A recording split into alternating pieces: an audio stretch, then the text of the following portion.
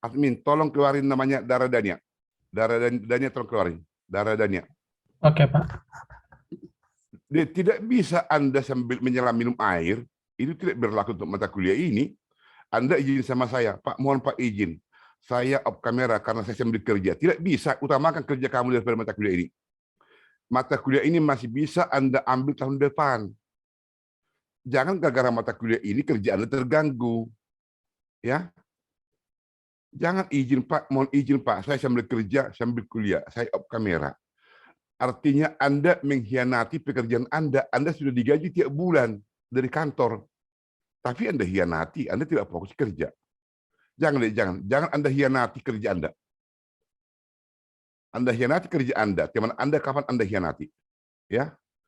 Di sama saya baru saya minta izin, mohon maaf Pak izin, saya off kamera karena saya sambil kerja, tidak bisa. Orang.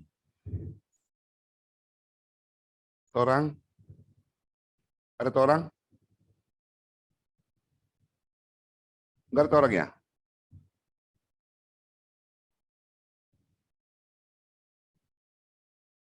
Orang Immanuel enggak ada?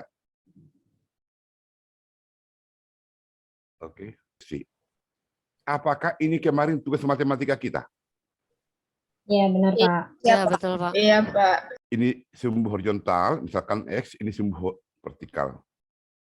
Yang dimaksud dengan titik ordinat, misalkan pada waktu X itu 5, yaitu 3. Waktu jumlah masuk angin Anda 3, batu Anda itu 8 kali. Maka ini titik ordinatnya itu 3, titik koma, 8. 5, titik koma, 3. Inilah contoh yang sesuai dengan hukum permintaan dan hukum penawaran. Kemudian carilah keseimbangan pasar. Nah, coba Anda perhatikan ini. Di sini jelas tentukan titik ordinat yang sesuai dengan ini kan, oke. Nah, jadi ini bukan titik ordinat ini fungsi permintaan, ini fungsi penawaran. Nah, jadi maksud saya di sini gimana ya? Memang apapun namanya yang salah itu dosen, ya. Jadi karena saya salah, biar saya nggak mau salah lagi nanti, ya. Itu salah satu alasan mengapa tugas matematika belum semua saya koreksi, belum. Sebagian udah saya koreksi. Kemudian ada tugas matematika, ya, dia benar, tapi tidak saya berikan 100. Tapi saya berikan 95, saya berikan 90. Saya ulangi ya, dia benar, pengerjaan benar. Tapi saya berikan 95 atau 90. Pak, kok enggak 100? Saya dalam penilaian selalu mempertimbangkan, selain kemampuan Anda, saya mempertimbangkan masalah. Sini. Karena ilmu itu adalah bagian dari seni. Mengapa ilmu itu bagian dari seni? Pada waktu Herawati naik lift di gedung sampai lantai 70. Di lift itu apakah Anda pernah lihat disediakan cermin di kiri kanan, dinding kiri kanan? Herawati. Iya, Bapak. Nah, coba bayangkan Herawati, seandainya di dinding lift itu digambar di situ gambar setan atau gambar buaya. Tetapi yang disediakan cermin. Jika gambar buaya yang dibuat di situ atau gambar setan di dinding lift itu, Anda sudah duduk naik ke atas karena naik lift. Kemudian ditambah lagi bayangan gambar setan di cermin atau di dinding lift. Anda semakin tidak nyaman. Tetapi dibuat di situ cermin biar Anda itu jangan bosan. Semua penumpang akan lihat cermin, wajah saya sudah cakap atau belum. Sehingga Anda lupa ya bahwa lift itu sedang berjalan ke atas. Itu artinya bagaimana mengangkut lift dari lantai 1 ke atas itu bagian dari ilmu. Ya. Dengan mempertimbangkan gaya sama dengan massa dikali percepatan. Bagaimana desain daripada bentuk lift itu bagian dari sini. Jadi ilmu itu mengandung sini. Jadi pada waktu tugas Anda nilai pada waktu tugas Anda benar. Mengapa tidak saya buat 100 tapi saya buat 95 atau 90? Jika saya buat 95 sama 90, tugas Anda pasti benar. Tetapi jika di bawah 90, 85, tugas Anda ada yang salah. Jadi saya mempertimbangkan waktu nilai Anda 95 sama 90, contoh seperti ini ya. Tugas Anda itu benar. Rapi Anda ketik, itu pasti dapat 100, pasti dapat 100. Tugas Anda itu benar. Anda tulis tangan dan tulis tangan itu rapi dan bisa dibaca 95. Tugas Anda itu benar. Anda tulis tangan dan banyak coret-coretan. Itu 90. Itulah kira-kira bentuk saya penilaian. Jadi, kebetulan kemarin ada chatting saya, Pak, saya kan benar, kok dapat segini? Itu jawabannya deh ya. Oke.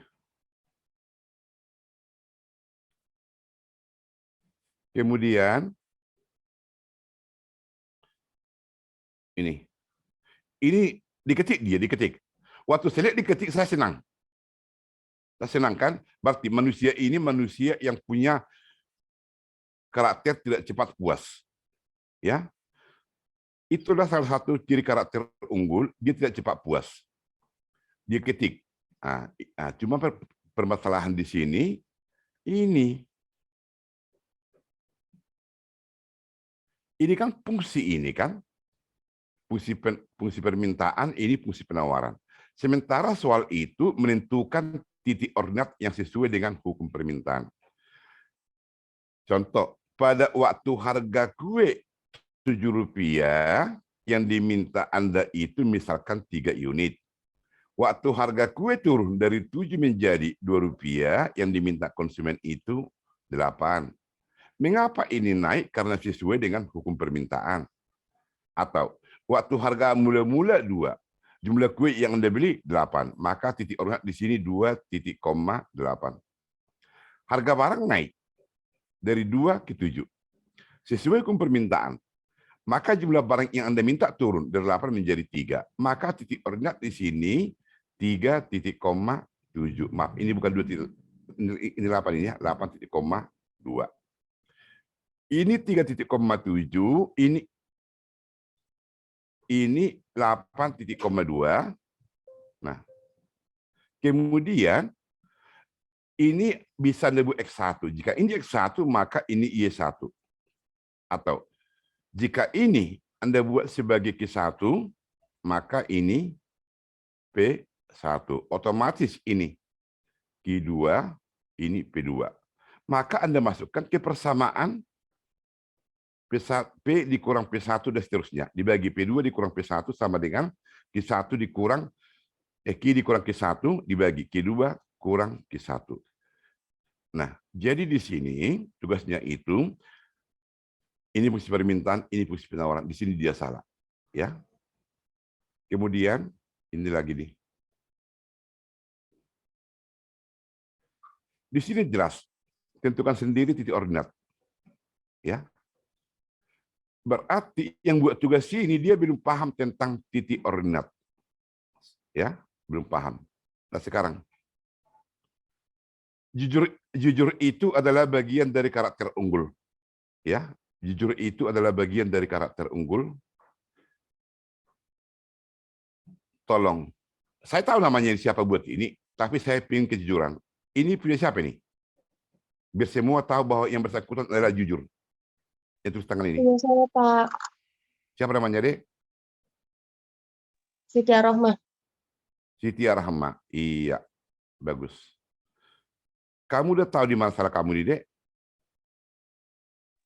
Udah tadi Bapak jelasin. Jadi makanya Dek Siti Rahma, ya. Saya lihat waktu tugas ini, saya lihat kamu sangat semangat, ya. Memiliki ciri yang tidak cepat puas. Nah, jadi, Cinta Tambunan. Ini saya lihat nama Cinta Tambunan ini, saya ingat WA saya dulu. Oke. Nah sekarang, jadi saya ulang ya, untuk semua, tolong Anda bedakan titik ordinat sama fungsi. Saya ulangi ya. Di sini Q, jumlah barang di sini P. Pada waktu harga Indomie Rp10, jumlah barang yang Anda minta itu 3. Waktu harga Indomie turun dari 10 menjadi 5 atau 4. Jumlah barang yang Anda minta naik menjadi 7. Cinta Tambunan, maka titik ordinat pada titik A dan titik B berapa? Titik ordinatnya. Cinta Tambunan. Pada titik koordinat yang A, Ya. 7/4, titik koordinat yang B, 3/10, Pak. 3,10. 3 titik koma 10 ya. Di sini 7 titik koma 4, Pak. 4. Nah, nanti dari sini Anda masukkan ke persamaan ini, P dikurang P1 dibagi P2 dikurang P1 sama dengan Q dikurang Q1 dibagi Q2 dikurang Q1. Anda bebas menentukan apakah ini sebagai Q1 atau ini. Jika ini Q1, Anda buat ya, maka ini menjadi P1. Maka ini menjadi Q2, ini menjadi P2. Nilai Q1 dan Q2 itu masukkan ke sini. Nanti dari sini dapat persamaan. Persamaan yang Anda dapat dari sini nanti, misal Q sama dengan, ini misalnya 2P ditambah 1. Misal, ini yang disebut dengan fungsi permintaan. Ya. Nah, di matematika kemarin itu, tugas Anda ini, Anda bebas menentukan ini. Sebalik, di matematika. Di pengantar ekonomi. Ini sebagai fungsi permintaan. Titik ordinat yang sesuai dengan hukum permintaan yang ini. Inilah sebagai evaluasi tugas minggu kemarin. Ya. Jadi tolong perhatikan. Karena ini sebagai evaluasi tugas minggu kemarin. Sampai di sini. Ada lagi pertanyaan tentang tugas kemarin? Pak, saya mau tanya dong. Ya, Sundi Asih. Ya, oke. Pak, tadi kan Bapak jelaskan bahwa masing-masing kan ada fungsi permintaan, penawaran, dan keseimbangan pasar. Ya. Nah, dari titik ordinat itu apakah dari permintaan nyambung ke penawaran, nyambung ke keseimbangan pasar, atau masing-masing jadi titik ordinatnya masing-masing, Pak? Oh, jadi bagus. Jadi Sundi Asih. Jadi otomatis titik ordinat fungsi titik ordinat yang sesuai dengan hukum permintaan. Yang pertama kan? Benar, Pak. Iya Pak, gitu. Iya, Pak. Iya, Pak. Nah, kemudian yang kedua, titik ordinat yang sesuai dengan hukum penawaran. Ya. Dari kedua kasus itu akan Anda dapat masing-masing fungsi permintaan dan fungsi penawaran. Setelah dapat, Anda cari keseimbangan pasar. QD sama dengan QS atau PD sama dengan PS. Nah, berarti keseimbangan pasar itu berdasarkan dari fungsi permintaan dan fungsi penawaran yang Anda dapat dari titik ordinat. Seorang Sahat Immanuel, mengapa kamu terlambat, Dek?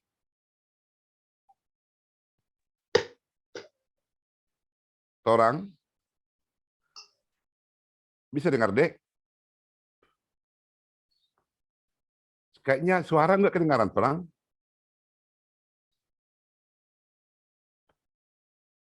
Dek, Torang, suara nggak kedengaran. Kamu dengar suara saya, Dek? Terdengar, Pak. Oh ya, berarti ada masalah karena dia sudah via saya, mikrofon dia error. Ya, oke ya. Oke. Tapi orang bisa dengar suara kan? Jadi gini semua ya, tolong perhatikan.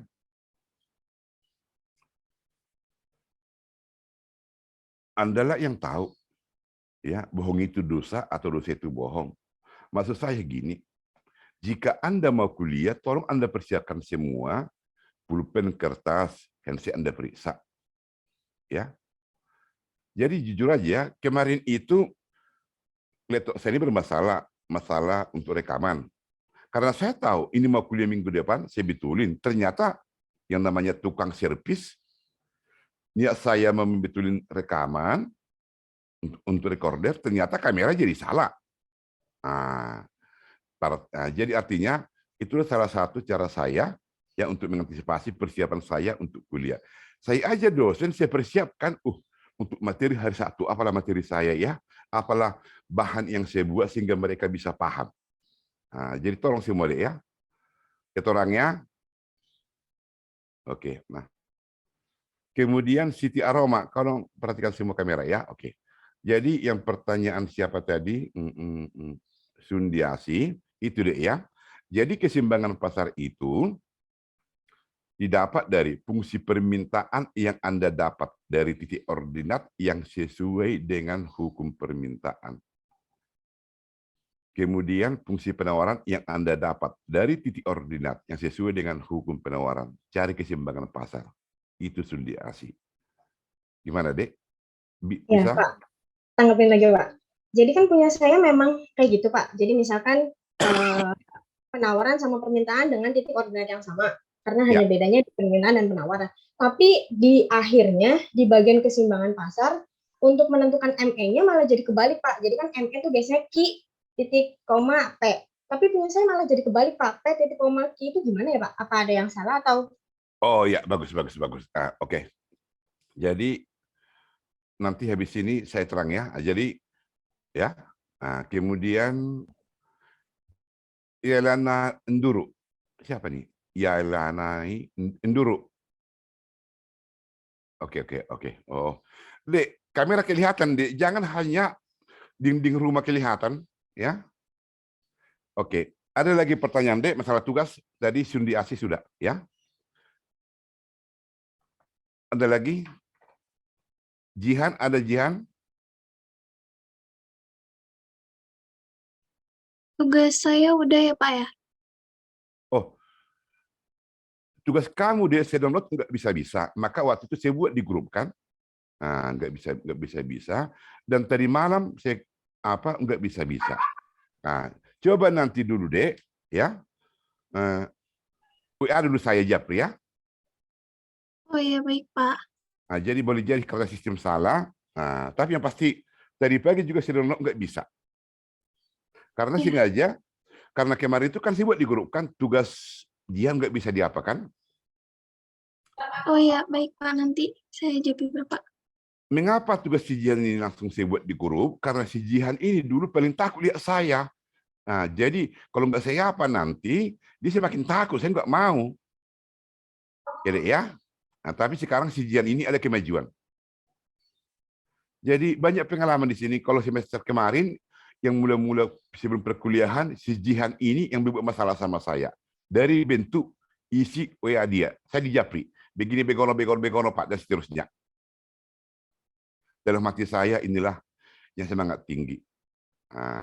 Tapi saya sama sekali sama Jihan nggak marah. Malahan dia kemarin dapat nilai A mata kuliah itu. Jadi di semester ini saya lihat yang tipenya sama dengan Jihan ini Cinta Tambunan. Yang namanya Cinta apa tadi namanya? Saya lupa. Cinta apa tadi namanya? Cinta apa tadi namanya itu? Cinta Tambunan ya? Tambunan, Pak. Iya, Cinta Tambunan. Ini juga sebelum perkuliahan di guru, dia langsung japri saya. Ya, bentuk japrinya sama seperti japri si Jihan waktu semester lalu.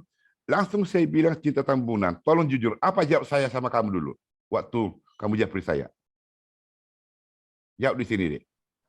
Bapak kasih jempol, Pak. Apa? Bapak kasih emoticon jempol, Pak. Iya, bagus. Itu sindiran saya nggak tahu apa itu, Dek. Ya. Tapi tunggu dulu. Ini Yanali Enduru sama Endang Enduru, ini kakak beradik ya? Bukan, Pak. Tapi saudara. Bukan, Pak. Tapi kok bisa nama kalian sama ya? Yanali Enduru, ini Endang Enduru. Iya, Pak. Marganya yang sama, Pak. Oh, tapi bukan saudara. Bukan, Pak.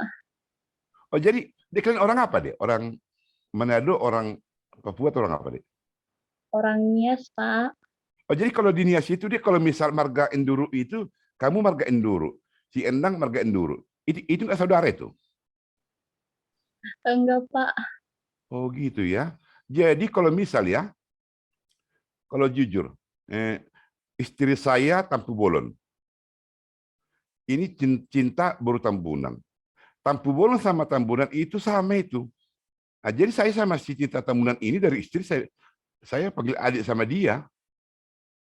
Nah, ya kan, Tampu Bolon, dia Tambunan, sama itu. Misal, ya, Hutahayan masuk apa itu, Dewi Hutahayan? Masuk Utajulu, Pak. Nah, misal ada marga Utajulu, ya, maka itu sama saudara. Iya, Pak. Jadi kalau misal Hutahayan sama Hutahayan udah pasti saudara. Ini kalian Enduru di sini, Enduru di sini. Nah, tapi itu masing-masing budaya ya. Contoh, Pasaribu di Tanah Batak itu marga, tapi pergi ke Sulawesi sana menjadi Pasangka. Maka Pasangka sama Pasaribu itu saudara. Oke lah, oke ya. Ada lagi pertanyaan, Dek?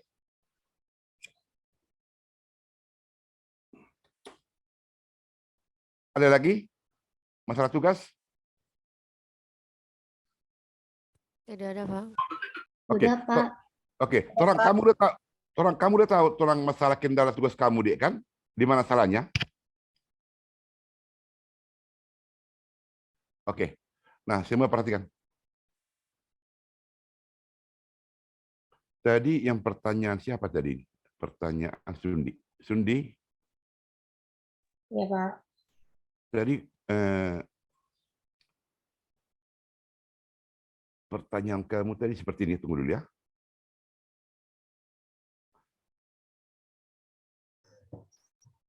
Tolong perhatikan. Titik ordinat yang sesuai dengan hukum permintaan ya. Satu di sini, satu di sini. Ini dapat ya. Ya. Dapat Pak. di sini satu, dapat di sini satu. Maka dari sini nanti dapat persamaan Q sama dengan, ini misal ya, 20 dikurang 2P. Misal. Ya. Kemudian, titik ordinat yang sesuai dengan hukum penawaran. Misalkan satu di sini, ya, satu di sini. Nah, dari sini nanti dapat fungsi penawaran Q sama dengan 4 tambah 2P. Nah, sampai di sini Sundi Asi masih bisa. Bisa, Pak. Jadi dalam keseimbangan QD sama dengan QS. Berarti persamaan ini sama dengan persamaan ini. Sampai di sini masih bisa. Bisa, Pak. Oke. Maka dari persamaan ini nanti akan muncul, ya. Misal P sama dengan 20, dari sini nanti P akan bisa didapat. P sama dengan 20 atau Q sama dengan 5. Ini bisa Anda dapat ini, nilai P dan Q dari persamaan ini. Nanti bisa ada rumusnya juga, Pak. Jadi nanti bisa ketemu P sama Q-nya, sudah ketemu. Oh, udah ketemu kan? Nah, Ya. maka inilah nanti keseimbangan itu, ini kurva permintaan, ini kurva penawaran yang Anda dapat, di sinilah keseimbangan itu, di sini 5, di sini 20. Ini bisa Anda dapat? Ya, betul, Pak. Sudah dapat. Nah, yang masalahnya kamu sekarang di mana, Dek? Yang kamu tanyakan. Oke, Pak. Nah, masalahnya kalau setelah di akhir, kan sudah ketemu ada ME itu, Pak. Biasanya ada cari ME-nya berapa. Iya, misalkan 5. Misalkan 5.2, 20. Tapi Ya. jadinya karena sudah untuk yang permintaan kan seperti ini. Untuk yang penawaran dia ada di bawah, Pak. Jadi kena dapat minus kayaknya kalau untuk angka saya. Mungkin kalau untuk angka yang berbeda mungkin beda lagi, Pak. Gitu. Oh, gitu bagus. Nah, jadi tolong perhatikan ya, karena Anda saya suruh untuk buat contoh soal sendiri ya. Contoh soal Iya, Pak. sendiri. Nah, jadi bisa jadi ya hasilnya itu keseimbangan itu menjadi pada daerah minus di sini. Daerah minus. Ini kan di sini daerah minus dia kan di sini. Itu karena soal Anda yang salah. Dalam arti kata ya sehingga menghasilkan nilai yang salah di sini. Dalam arti kata yang salah pekerjaan Anda benar. Tapi dalam logikanya tidak ada harga minus kan? Logikanya. Iya, Nah, Pak. jadi sebenarnya biar Anda jangan salah untuk nanti untuk ujian, ya. Langsung jika ada soal tentukan titik ordinat. Langsung Anda bayangkan seperti ini dulu. Ini sesuai dengan permintaan. Misalkan langsung Anda buat angka di sini 7. Nah, di sini 3. Kemudian di sini 2, di sini 5. Ya. Nah, langsung Anda gambar seperti ini, jangan tanpa gambar ini, misal Anda buat salah-salah 7,4, kemudian 5,2, ya. Nah, ini bisa nanti ya mengakibatkan kurang teliti. Sehingga biar agak teliti, langsung Anda buat tentukan gambarnya dulu seperti ini, ya sesuai dengan permintaan, baru tentukan titik ordinat. Kemudian untuk penawaran, nggak mungkin Anda langsung Anda buat seperti ini kan? Ini di sini, ini di sini. Nah, ini udah salah. Nah, jadi Anda buat dulu gambar bayangan untuk kurva penawaran, gambar bayangan, sehingga gampang Anda menentukan titik ordinat. Ini nanti apa ya? Siapa namanya tadi? Ya, siapa tadi namanya, Dek? Lupa ini. Ya, Sundi ya. Jadi bisa nanti diulang lagi ya. Ya, Baik, ya. Pak. Oke, Ya, baik, Pak. Sekarang kita masuk dulu apa materi hari ini, fungsi nonlinear. Nah, sekarang jika dia fungsi linear, ya, jika dia fungsi linear, pangkat tertinggi di persamaan itu adalah 1. Ini. Tetapi jika dia nonlinear, pangkat tertinggi lebih dari 1. Nah, berarti ada pangkat 2, ada pangkat 3. Ya. Jika dia pangkat tertinggi 2, seperti ini, maka ini jelas fungsi non-linear. Jadi fungsi non-linear itu, ya, jika dia fungsi linear, jika digambar berbentuk garis lurus. Jika dia non-linear, bentuknya itu tidak garis lurus. Bisa berbentuk parabola terbuka ke bawah, parabola terbuka ke atas, parabola terbuka ke kiri, dan parabola terbuka ke kanan. Kemudian bisa dia seperti gambar elips, ya. Ini. Jadi kalau ini semua pangkat 2, tetapi jika dia sudah berbentuk kurva seperti ini, kurva teori produksi, ya. Jadi ini bentuk kurva teori produksi, ini sudah pangkat 3. Ya, kalau di sini ini sudah pangkat 3. Kalau bentuk kurvanya seperti ini. Jadi sekarang kita masuk fungsi nonlinear, ya, khusus masalah parabola, ya. Parabola itu bagian daripada bentuk kurva dari persamaan memiliki bentuk seperti ini, nonlinear. Jadi persamaan kuadrat atau disebut dengan persamaan pangkat 2 adalah bentuk fungsi nonlinear di mana bentuk kurvanya itu tidak berbentuk garis lurus, ya. Fungsi kuadrat atau fungsi berderajat 2, yaitu pangkat tertinggi di persamaan itu adalah pangkat 2.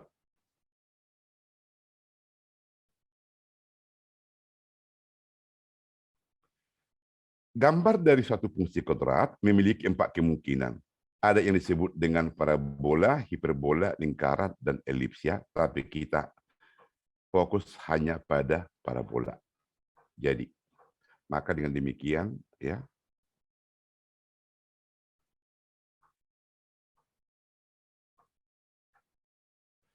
gambar atau bentuk parabola adalah, ya, Ferdina Veronica.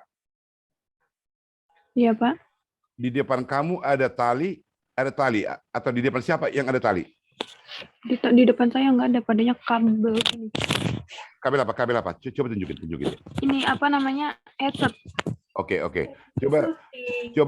Coba dulu kabel handset itu tarik ujung kiri sama ujung kanan. Udah? Udah, Pak.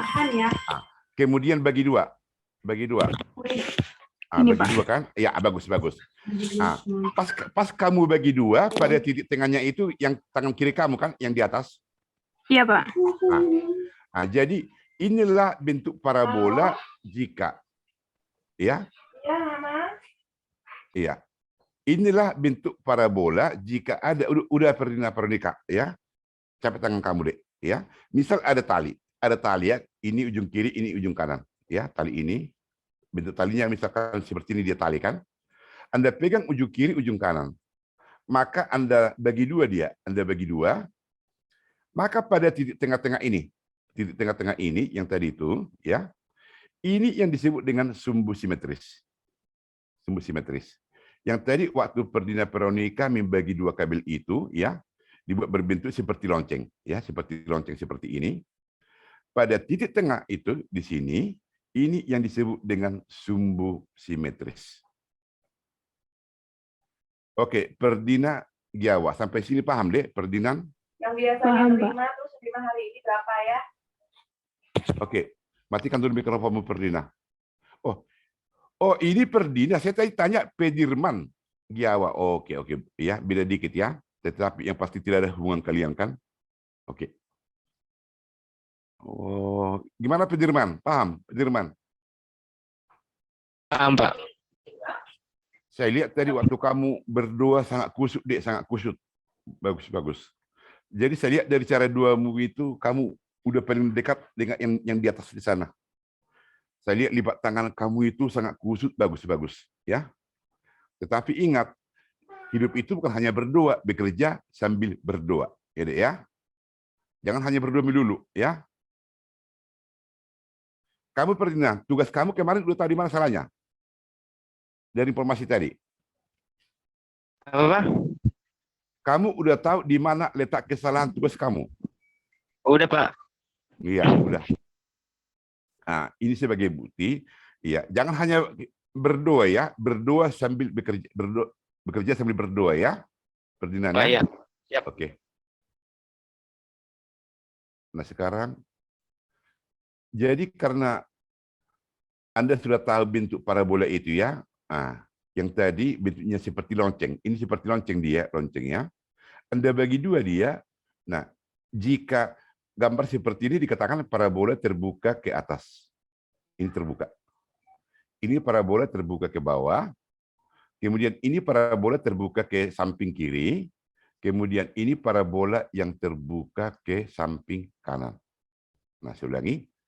Nah, keempat kurva inilah bentuk daripada parabola. Parabola ini sangat berhubungan erat dengan kurva. Ya. Aplikasinya nanti ini di ekonomi mikro, di teori, yaitu keuntungan pasar monopoli. Ya, sangat bermanfaat nanti nih. Oke, nah sekarang. Jadi, parabola merupakan bentuk garis lurus di mana jika dibengkokkan di tengah-tengahnya akan menghasilkan titik optimum. Ini. Jadi titik optimum itu ini ya. Jika dibengkokkan di tengah-tengahnya itu disebut titik optimum. Ini titik optimum. Jika dari titik optimum itu ditarik garis lurus, maka garis ini disebut dengan sumbu simetris. Ya.